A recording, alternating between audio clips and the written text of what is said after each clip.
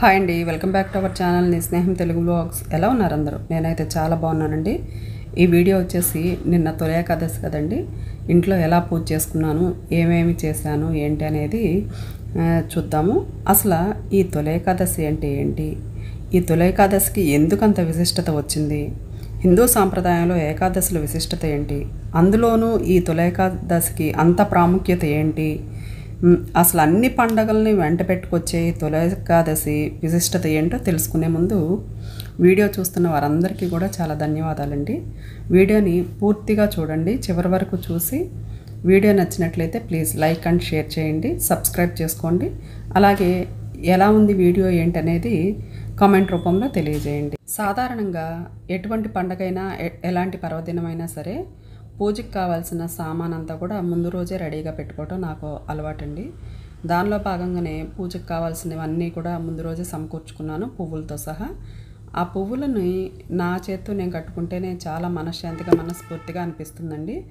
కన్నయ్యకి నా చేతులతో సమర్పించాననే ఫీలింగ్ వస్తుంది.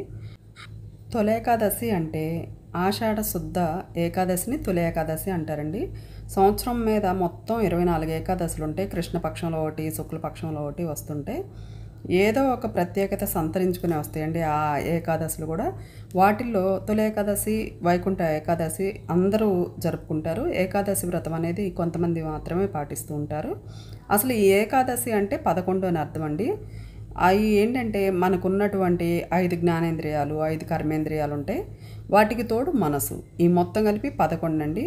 ఇవన్నీ కూడా ఏకోన్ముఖంగా అంటే ఒకేసారి కలిపి పనిచేసే సమయమే ఏకాదశి అండి. అందుకే ఏకాదశికి అంతటి విశేషం. కాబట్టే మనం ఆ రోజు చేసే ఏ కార్యమైనా కోటి రెట్లు ఫలితాన్ని ఇస్తుంది. కాబట్టి ఏకాదశి వ్రతాన్ని ఆచరిస్తారు. అసలు ఈ ఏకాదశి వ్రతాన్ని ఆచరించాలి అని అనుకునేవారు దశమి నాడు రాత్రిపూటే కొంచెం ఆహారం అనేది తీసుకోకుండా ఉండాలండి. అంటే ఉపవాసంలాగా ఉండి ఏకాదశి నాడు సూర్యోదయాన్నే ముందుగా కాలకృత్యాలు తీర్చుకొని చక్కగా శుచిగా స్నానం చేసి వచ్చి శ్రీహరిని ఆరాధించాలండి. ఆ రోజు మొత్తం కూడా ఉపవాసం ఉండాలి. అంటే నియమాలు వచ్చేసి అసత్యాలు ఆడకూడదు, బ్రహ్మచర్యం పాటించాలి, దుష్ట ఆలోచనలు కాని పనులు చేయకూడదు. మళ్ళీ ఏకాదశి రోజు వ్రతం చేసే రోజు ఆ రోజు రాత్రి జాగరణ చేయాలి.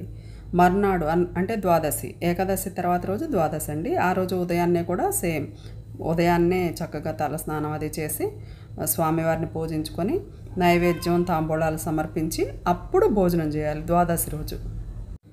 ఈ విధంగా మనం తొలి ఏకాదశి రోజు కనుక పూజలు చేయగలిగినట్లయితే, అది కూడా శేషసాయి మీద లక్ష్మీదేవితో కలిసి ఉన్న శేషసాయిని కనుక ఆరాధిస్తే, అభిషేకాలు అర్చనలు మనకి ఎంత వీలైతే అంత చేసుకున్నట్లయితే ఎటువంటి లోటు ఉండదని, అష్టైశ్వర్యాలు చేకూరుతాయని పండితులు చెప్తూ ఉంటారండి.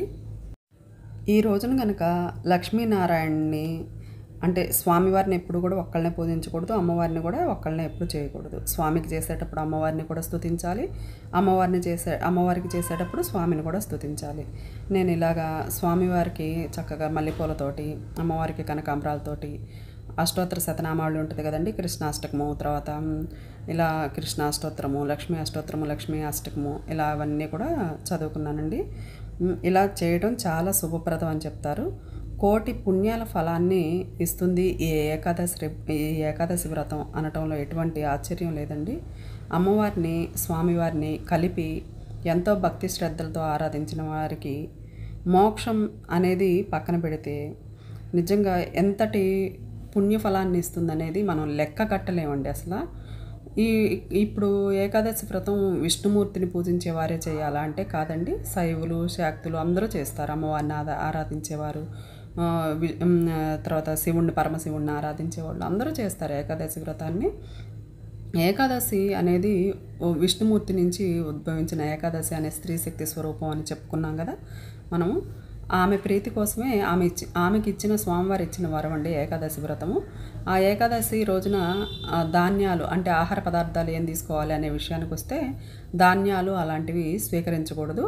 స్వామికి ముఖ్యంగా ఈ తొలి ఏకాదశి రోజునండి మొక్కజొన్న పేలాలు కానీ జొన్నలతో కానీ పేలాలు చేసి ఆ పేలాలని బెల్లంతో కలిపి పిండి కొట్టేసి కొంచెం ఆవు నెయ్యి, కొంచెం ఆవు పాలు వేసి సమర్పిస్తారు. మరి ముఖ్యంగా హారతి, తర్వాత ధూపం, సాంబ్రాణి ధూపం అండి కంపల్సరీ వెయ్యాలి. స్వామి విష్ణుమూర్తి అలంకార ప్రియుడు కాబట్టి ఎంత అలంకరణ వీలైతే అంత అలంకరణ చక్కగా చేసుకోవాలి. మరి ముఖ్యంగా శుచి శుభ్రత అనేది తప్పకుండా పాటించాలండి. ఒక్క ఏకాదశి వ్రతంలోనే కాదు, ఏ పూజలైనా సరే ఈ శుచి శుభ్రత అనేది ఉంటే మనకి పాజిటివ్ ఎనర్జీ అండి. అది ముద్ద కర్పూరం అదేంటి జనరల్గా నేను ఇంట్లో వాడేది, దానిలో కొంచెం చిన్న ముక్క పచ్చకర్పూరం అయితే వేస్తుంటాను. ఇంకా ఆహార నియమాలు వచ్చేస్తే ధాన్యానికి సంబంధించినవి ఏవి తినకూడదండి. తర్వాత మిల్లెట్స్ అంటారు కదా, చిరుధాన్యాలు, అలాంటి వాటితో చేసిన రవ్వ ఉప్మా లాంటివి అయినా సరే, లేదంటే మిల్లెట్ దోశలు అలాంటివి వేస్తుంటారు కదా, అవి తినొచ్చు. అదేనండి సామెలు అరకిలు అంటారు కదా, అలాంటి వాటిలో తినొచ్చు. వేరుశనగ గుళ్ళు తినొచ్చు. నూనె కూడా వేరుశనగ గుళ్ళు నూనె వాడచ్చు, ఏమవదు. మిగతా ఏ నూనె వాడకూడదు. అలాగే కాల్చి వండినవి, మాంసాహారం, పుచ్చకాయ, గుమ్మడికాయ, ఉసిరి, ఉలవలు, మినువులు ఇలాంటివి కూడా తీసుకోకూడదండి. మంచం పైన శయనించకూడదు. తర్వాత ఇలాంటివి చాలా ఉంటాయండి. ఇలాంటి చిన్న చిన్నవి కనుక మనం చేయగలిగితే, ఏకాదశిని భక్తి శ్రద్ధలతో చేయగలిగితేనండి నిజంగా సాక్షాత్తు ఆ శ్రీహరే ఏకాదశి ఏర్పాటు చేశాడని చెప్తారు కదా. కాబట్టి ఎంత అష్ట కష్టాలైనా సరే తలమునకలు అవుతున్న మానవ జాతిని ఉద్ధరించడానికి ముందెత్తులో ఉంటారండి ఆయన. ఇప్పుడు ఈ వ్యధల నుంచి విముక్తిని కలిగించడమే కాదు, మరణానంతరం కూడా వైకుంఠ ప్రాప్తి లభిస్తుందని పద్మపురాణంలో చెప్పారంటండి. సాక్ష్యం కూడా అదేను. అది మాత్రమే కాదండి, ఈ తొలేకాదశిని జరుపుకుంటే ఎటువంటి ఫలితాలు లభిస్తాయంటే, సూర్యచంద్ర గ్రహణంలో భూమి దానాలిచ్చినంత ఫలితం, తర్వాత అశ్వమేధ యాగం చేస్తే ఎంత ఫలితం వస్తుందో అంత ఫలితం, అలాగే 60,000 సంవత్సరాలు ఏకదాటిగా తపస్సు చేస్తే ఎంత పుణ్యం లభిస్తుందో ఒక్క ఈ ఏకాదశి వ్రతం ఆచరించడం వల్ల కలుగుతాయండి. మనం ఏం శ్రమ పడవసరం లేదు, ఏమి రకరకాల వంటలు, ప్రసాదాలు, నైవేద్యాలు చేయనవసరం లేదు. చక్కగా ఉపవాసం ఉండి, అంటే శరీరం ఒకవేళ సహకరించకపోతే కొంతమేరకు ఆహార పదార్థాన్ని, పండ్లు, పాలు, లేదంటే ఇందాక చెప్పాను కదండి మిల్లెట్ దోశలు, అవి కూడా ఒక వీడియోలో పెడతానండి. ఏకాదశి వ్రతం రోజు నేను ఏమేమి ఆహార పదార్థాలు తీసుకుంటాను, నేను ఎలా చేస్తాననేది. అలాంటివి కనుక మనం పాటించి చేసుకున్నట్లయితేనండి నిజంగా ఇంత పుణ్యఫలాన్ని ఒక్క ఏకాదశి వ్రతంలో మనం సంపాదించుకోవచ్చండి. అంతేకాదండి, ఈ ఏకాదశిని శయన ఏకాదశి అని కూడా అంటారు కదా.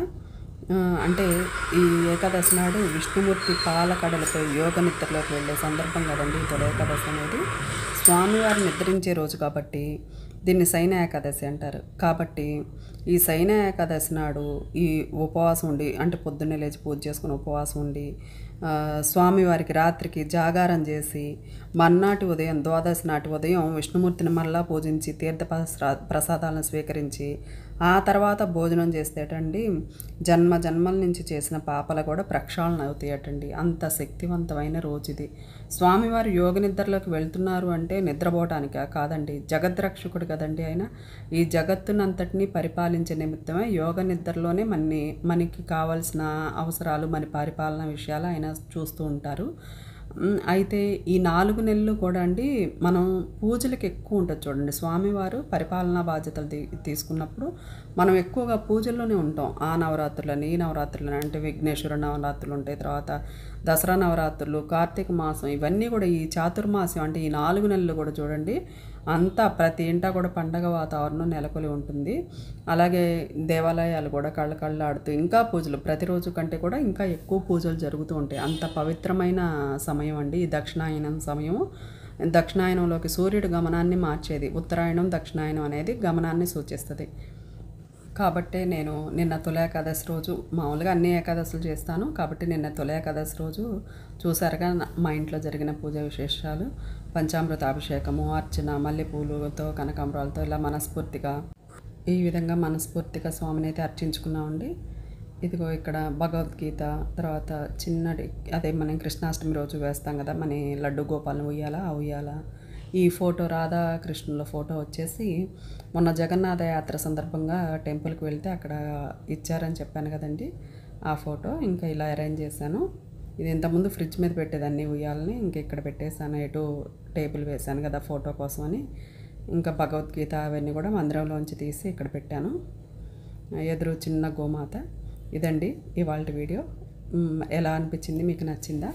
మీరు కూడా ఇలానే చేసుకున్నారా? మా చిన్ని పూజా మందిరము మా చిన్ని కన్నయ్య ఈ విధంగా ఇవన్నీ కూడా నేను శంకుచక్రాల నామాలతో వేసి చేయించుకున్నానండి. అది ఈ మందిరాన్ని మాత్రం చేయించుకున్నాను. ఇదండి ఇవాల్టి వీడియో. మరి మీరు ఎలా జరుపుకున్నారు తొలి ఏకాదశి, మీకు తెలిసిన విశేషాలు ఏంటి అనేవి కూడా చక్కగా కామెంట్ బాక్స్లో మాట్లాడుకుందాం. అయితే ఇవాల్టి వీడియో అయితే ఇదండి. మీకు నచ్చినట్లయితే లైక్ చేయండి, షేర్ చేయండి, సబ్స్క్రైబ్ చేసుకోండి. మరొక మంచి వీడియోతో మళ్ళీ మీ ముందుకు వస్తాను. ఉంటానండి. సెలవు.